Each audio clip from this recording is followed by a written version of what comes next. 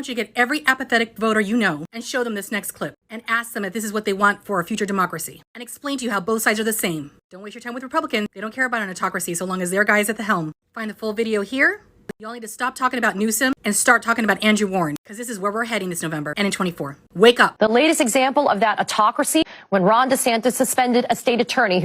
DeSantis went after him for Warren's ideas. That's why many of his critics are calling the move authoritarian. To DeSantis's point, are there limits to the exercise of your prosecutorial discretion? This isn't about anything that I've done. This is about what I said. Expressing my opposition to legislation that was being considered and passed that was violating people's constitutional rights has been ruled unconstitutional. The second issue, a law that doesn't even exist in Florida yet.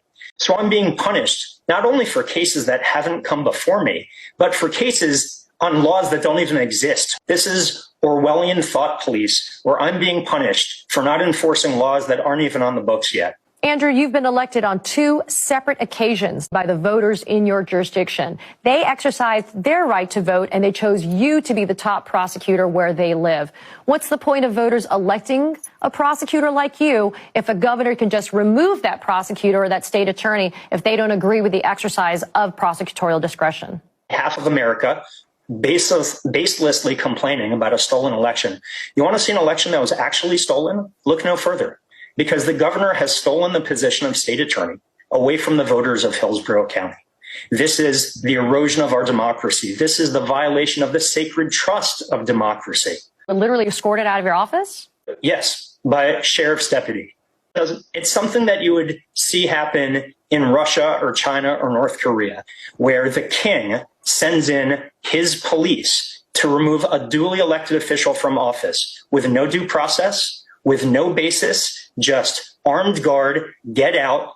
I'm disregarding the will of the people, and I'm putting my own person in. And it goes back to the question you asked at the top. I mean, if the governor can do this, then why even have elections? What's the point? The person who was appointed by Ron DeSantis to replace you is a county court judge. She's a judicial appointee by Ron DeSantis. She supported your opponent, the prior state attorney who lost the election to you.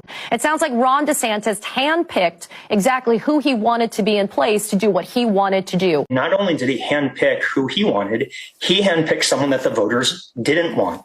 This is not how democracy works, that the voters pick me, and then the executive comes in and says, nope, don't care, doesn't matter, I'm going to put in the opponent who lost, or the stooge of the opponent who lost, or whoever the handpicked successor is, who's not who the people wanted.